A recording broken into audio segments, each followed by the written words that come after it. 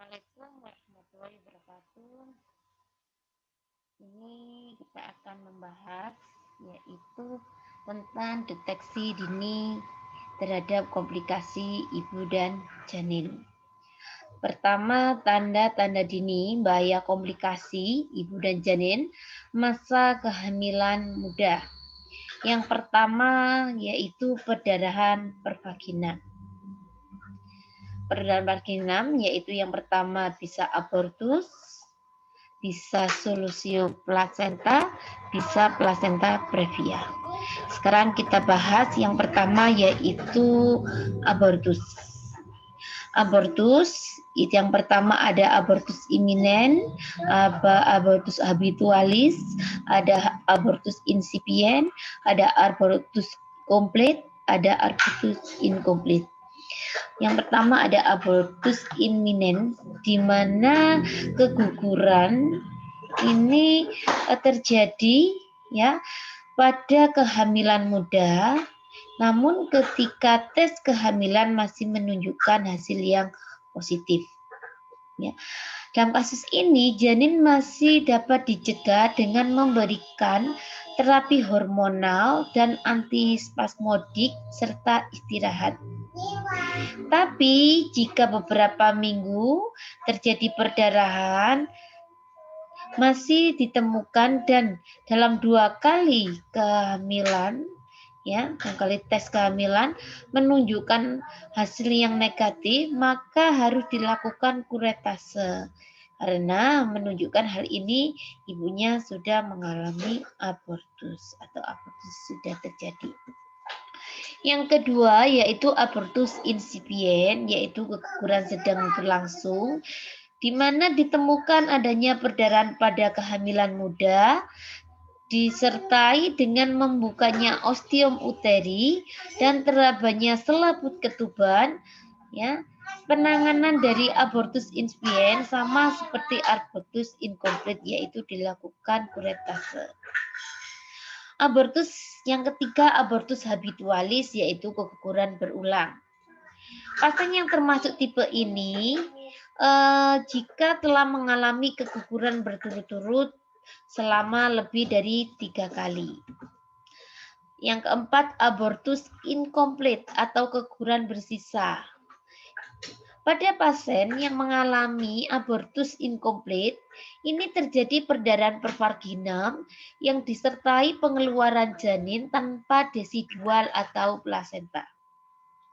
Gejala yang menyertai biasanya ibunya mengalami amenore, sakit perut karena kontraksi, perdarahan yang keluar bisa banyak maupun sedikit.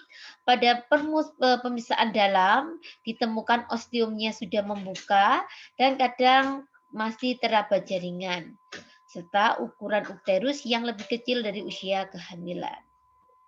Jika terjadi tanda syok pada ibu, yang terlebih dahulu kita tangani adalah kita berikan transfusi darah dan cairan, kemudian kita keluarkan jaringan seperti metode digital, di mana menggunakan 2 jari kita atau dilakukan kuretase. Selanjutnya kita berikan obat-obatan utertonika dan antibiotik. Yang kelima, abortus komplit atau keguguran lengkap, di mana abortus ini pasien ditemukan dengan perdarahan pervaginam serta dengan pengeluaran seluruh hasil konsepsi yaitu janin dan desidual sehingga rahim dalam keadaan kosong. Itu perdarahan pervaginam. Yang kedua yaitu kehamilan mola. Kehamilan mola ini disebut dengan kehamilan anggur, di mana ada junjut korionik atau korionik fili yang tumbuh berganda berupa gelembung-gelembung kecil yang menyerupai mata ikan yang mengandung cairan atau seperti buah anggur. Lah, bentuk ini merupakan neoplasma tromboplas yang jinak atau benigna. Pasien dengan kehamilan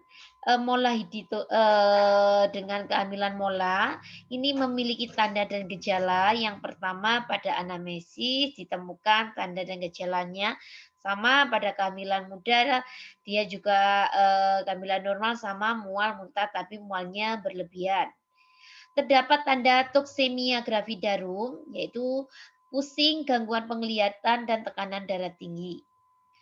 Perdarahan bisa banyak, bisa sedikit, warna darah tengguli atau kecoklatan seperti bumbu rujak dan tidak teratur. Pembesaran uterus tidak sesuai dengan usia kehamilan. Keluar jaringan mola seperti anggur yang merupakan diagnosa pasti, namun jaringan ini tidak selalu ditemukan.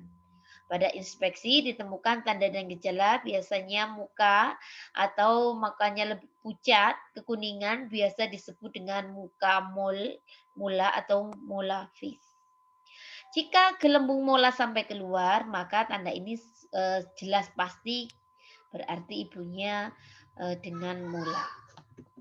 Pada palpasi ditemukan uterus membesar tapi tidak sesuai dengan usia kehamilan yang seharusnya dan tidak teraba bagian-bagian janin atau balotemen janin atau gerakan janin. Yang ada yaitu fenomena harmonika, yaitu di mana fundus uteri yang turun ketika darah dan gelembung mola keluar. Namun akan naik kembali karena terkumpulnya mola dan darah baru. Pada auskultasi ditemukan tidak terdengar DJJ maupun hanya DJJ dan terdengar bising atau bunyi khas, ya, bising khusus. Pada tes kehamilan ditemukan kadar hormon chorionic gonadotropin yang sangat tinggi atau HCG. Pada pemeriksaan dalam waktu kita VT, rahim lebih besar, konsistensi lebih lembek, tidak ada perdarahan, terdapat perdarahan, teraba jaringan di kanal cervicalis dan vagina. Uji sonde di sini dilakukan dengan metode asostesisun, di mana penduga rahim atau sonde ini dimasukkan secara perlahan-lahan dan hati-hati ke dalam kanalis cervicalis dan cavum uteri. Bila tidak ada tahanan, akan diputar, setelah itu ditarik sedikit, bila ada tahanan, maka kemungkinan mola. Pada foto rongsen akan kelihatan tidak adanya kerangka janin pada usia kehamilan lebih dari 3 bulan. Pada pemeriksaan USG ditemukan adanya gambaran badai salju, yaitu di mana gambaran khas pada kehamilan mola dan tidak terlihat adanya janin. Kehamilan etopik, di mana kehamilan ini ya hasil konsepsinya tidak ada di endometrium abdomen, tetapi dia berada di tuba falopi. Keadaan ini akan meningkat menjadi kehamilan etopik terganggu ketika usia kehamilan lebih dari 10 minggu. Sebagian besar KET terjadi pada kehamilan yang tak terletak di tuba falopi. Jadi dikatakan KET yaitu kalau kehamilannya lebih dari 10 minggu dan dikatakan kehamilan etopik saja kurang dari 10 minggu.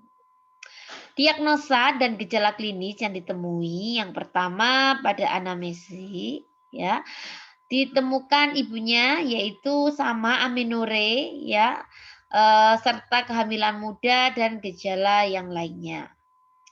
Pada KET, jika terjadi abortus tuba, maka kemungkinan keluhan tidak begitu berat, hanya rasa sakit, nyeri perut, dan pengeluaran darah per vagina. Kadang ini dikacaukan dengan diagnosis abortus biasa. Namun, bila terjadi ruptur tuba, ini sangat berbahaya sekali karena bisa membahayakan jiwa ibunya. Yang selanjutnya itu perasaan nyeri dan sakit yang tiba-tiba di perut seperti diiris-iris dengan pisau disertai dengan muntah dan bisa pasien sampai jatuh pingsan. Tanda-tanda yang akut biasanya nyeri tekan hebat, muntah, gelisah, pucat, serta anemis. Pada pemeriksaan tanda vital didapat denyut nadi yang kecil dan halus, serta tekanan darah yang rendah sampai tidak terukur. Nyeri bau karena adanya rangsangan diafragma, terdapat tanda kulen di mana warna lebam biru kelebaman pada daerah alba atau sekitar pusat.